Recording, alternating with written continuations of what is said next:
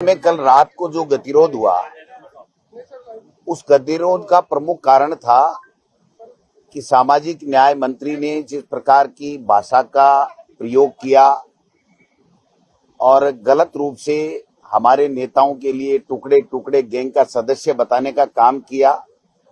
एक मंत्री को अपने विभाग की रिप्लाई देनी चाहिए डिमांड के ऊपर, न कि उसको इस तरीके की अनसंसदीय कोई बात कहने का उसको अधिकार नहीं है। और जब नेता प्रतिपक्ष ने उस बात को एक्सपंज कराने के लिए जब बात कही, तो उसके बाद में आपने देखा होगा कि उनका माइक बंद कर दिया और किस तरीके का बर्ताव उनके पास नेता प्रतिपक्ष के साथ में किया गया। नेता प्रतिपक्ष और नेता सदन दोनों बहुत ही महत्वपूर्ण व्यक्ति होते हैं इस सदन को चलाने के लिए। पक्ष, सत्ता पक्ष और विपक्ष दोनों के नेता जब बोलते हैं तो कोई भी बीच में खड़ा नहीं होता है, और उसके बाद में जो वो बात कहते हैं उस बात को पूरी तरीके से सुना जाना चाहिए।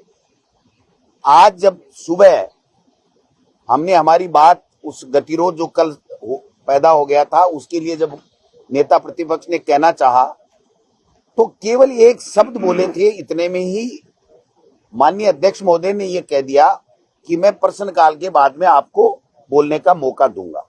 हमने जनता के मुद्दे ज्यादा से ज्यादा इस सदन में चर्चा हो, इसलिए हमने प्रश्नकाल को आराम से उसी टाइम उनकी बात को स्वीकार कर लिया और प्रश्नकाल आराम से हो गया।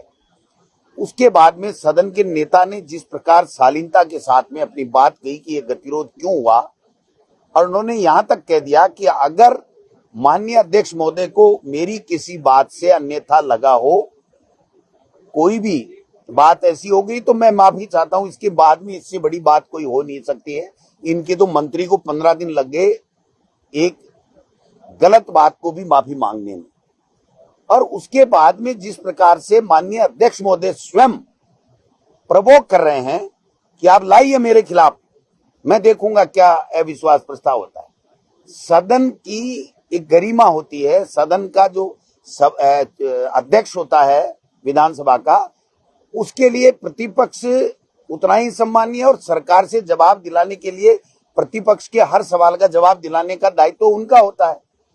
वो स्वयं ही अगर इस तरीके से गतिरोध पैदा करने में शामिल हो जाएंगे, तो फिर हमारा प्रतिपक्ष का संरक्षण कौन करेगा और क्या व्यवस्थाएं कौन व्यवस्थाएं देगा।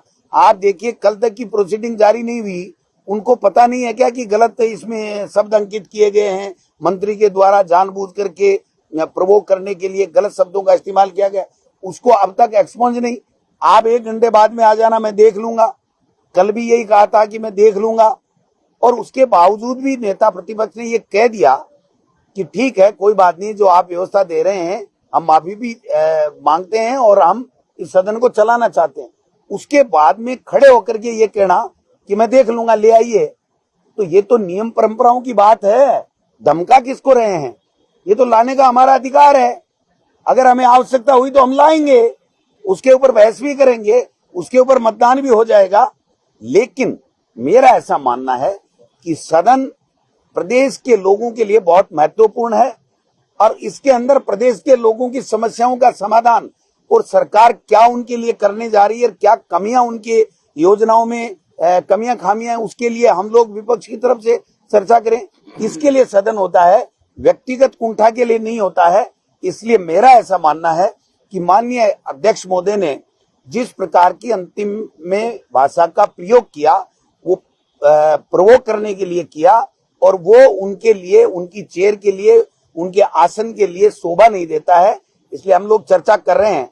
अगर उन्होंने इस बात को मानने का प्रयास किया कि सदन में पक्ष, सत्ता पक्ष और प्रतिपक्ष मेरे लिए दोनों ही महत्वपूर्ण है, मैं किसी पार्टी का नहीं हूं और मैं इस सदन को नियम प्रक्रिया से चलाना चाहता हूं, तो विपक्ष सहयोग करने को तैयार है। वरना धमकाने में न तो विपक्ष आएगा, न कोई की बात। ये गतिरोध जो पैदा आज हुआ है, वो केवल और केवल माननीय स्पीकर साहब ने जिस भाषा का प्रयोग किया उसके कारण से हुआ है। कौन व्यक्तिगत कुंठा की बात कही आपने? व्यक्तिगत कुंठाओं के लिए है सदन, व्यक्तिगत कुंठाओं के लिए नहीं है आपने ये बात कही।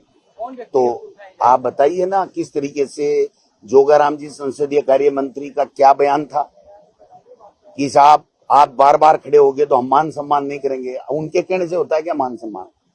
नेता प्रतिपक्ष का सबसे बड़ा पद होता है और पूरा विपक्ष उनके नेतृत्व में काम करता है और जनता के मुद्दे लाते हैं। हमें कौन सी है, हमें जमीन अलॉटमेंट थोड़ी करानी है हमको जो हमारे मुद्दे लाएंगे। तो इस तरीके से नए संसदीय कार्य मंत्री का कोई व्यवहार और जो बात थी वो कोई संसदीय परंपराओं के अनुरूप नहीं थी।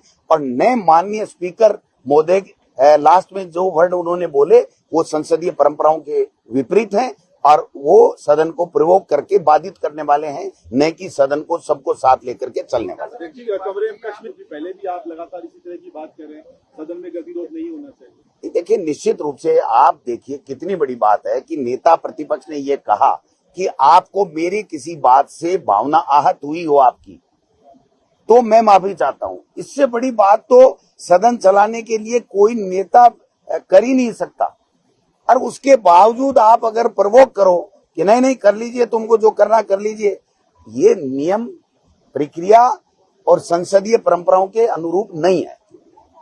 आप विपक्ष में हैं, क्या आपने जो आरोप लगा जिसके लिए अब क्या अविश्वास प्रस्ताव लाने के लिए देखिए वो जो हरी किताब है ना उसमें जो नियम प्रक्रियाएं जो दी हुई हैं उसके लिए पक्ष और प्रतिपक्ष सब लोग उसको काम में लेने के लिए स्वतंत्र हैं।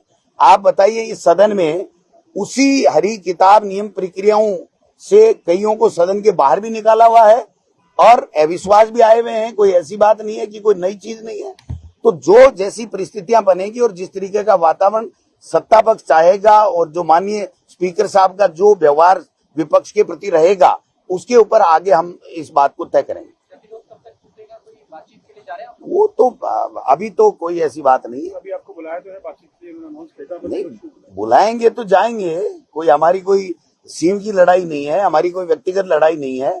ये स्वाभिमान की और प्रदेश के लोगों की आवाज उठाने का सदन है और उसमें प्रदेश के लोगों की आवाज उठाने के लिए हमें अधिकार दिया है कानून ने। और उसमें अगर किसी तरह की बाधा पहुंचती है तो फिर हम एक्सट्रीम किसी भी स्तर पर जा सकते हैं, नहीं तो संवादहीनता बनती भी है और संवाद होते भी हैं और समझौते भी होते हैं। कोई दिक्कत वाली बात नहीं है, लेकिन अभी तक इस तरह की कोई बात आई नहीं है। जब तक नहीं आए तब तक हम कुछ नहीं कह सकते। क्या वो तय करेंगे क्या? इस सदन में जैसे वो चुन के आए वैसे ही हम आए हैं और हमारा राइट है, जो अलाउ करता है स्पीकर वही तो बात कहते हैं। आप बताइए कि स्पीकर गुलाब जी कटारिया साहब थे, दिन में 50 बार खड़े होते थे। किसी ने कभी ऐतराज किया कि गुलाब चंद जी कटारिया नेता प्रतिपक्ष कैसे खड़े होते हैं? हमने उपनेता जो राजेंद्र जी राठौड़ साहब थे वो भी अगर खड़े होते थे तो हमारा सारा का सारा मंत्री उनकी बात को सुनने के लिए बैठ जाता था। और कोई भी सीनियर आदमी, कोई भी सीनियर मेंबर अगर खड़ा होता है तो उसको उतना ही तवज्जो मिलना चाहिए। एक नेता प्रतिपक्ष को अलाउ कर रहे हो और उसको भी आप कह रहे हो बार बार क्यों खड़े हो रहे हो, हम आपकी इज्जत नहीं करेंगे। ये घर की जागीर थोड़ी है इनकी, ये हमारा कॉन्स्टिट्यूशनल राइट है।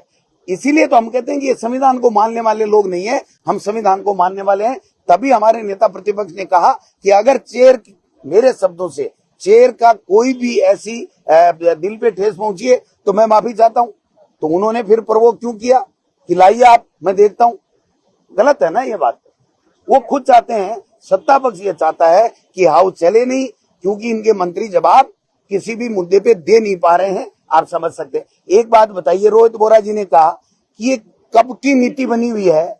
2015 की वसुंधरा राजे जी की नीति है। इतना करना था, वो वसुंधरा जी का नाम नहीं लेना चाहते या ये नहीं कहना चाहते कि हमने ही नीति बनाई थी, उसके तहत जो आवंटन किया है वो आवंटन सही है। वो उनका सवाल ही, उनका आरोप ही गलत हो जाता।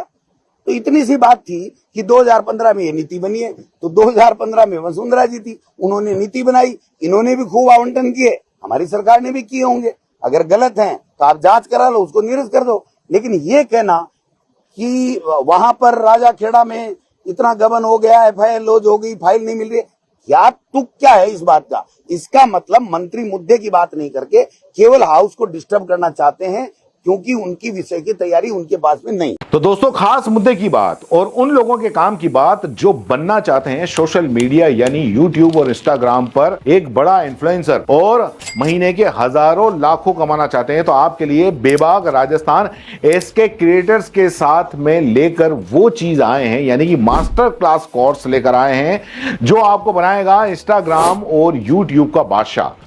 आप YouTube के चैनल पर 0 से लाखों सब्सक्राइबर और इंस्टाग्राम पर भी 0 से लाखों फॉलोअर्स कैसे बनाने हैं, कैसे बनेंगे, YouTube चैनल बनाने से लेकर लाखों सब्सक्राइबर गेन करने तक हर छोटी से छोटी जानकारी इस मास्टर क्लास के अंदर आपको सिखाई जाएगी। सब कुछ सिखाएंगे। 2 महीने की ये मास्टर क्लास है। हर हफ्ते 5 क्लास होंगी। आप बन सकते हैं 0 से हीरो। हर वो टेक्निकल नॉलेज जिसके बूते पर आप अपना चैनल ग्रो कर सकते हैं और लाखों कमा सकते हैं। तो देर किस बात की, नीचे लिखे नंबर पर कांटेक्ट करो और अपनी सीट बुक करवा लो, क्योंकि बहुत सीमित सीटें हैं। बाकी फीस कितनी है, आपको और क्या क्या जरूरी जानकारी चाहिए, वो सब कुछ आप इस नंबर पर पूछ सकते हो।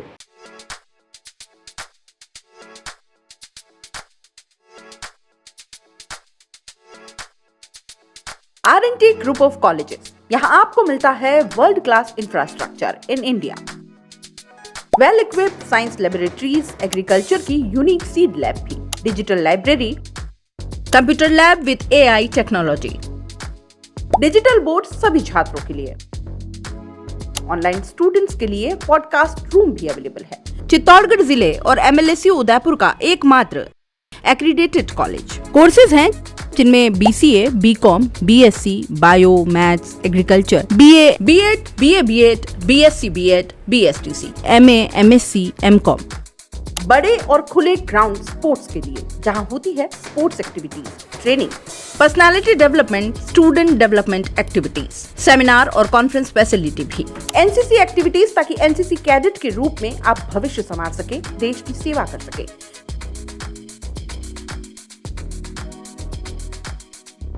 ये विजन है R&T and Vivekananda group of colleges के चेयरपर्सन डॉक्टर वसीम खान का।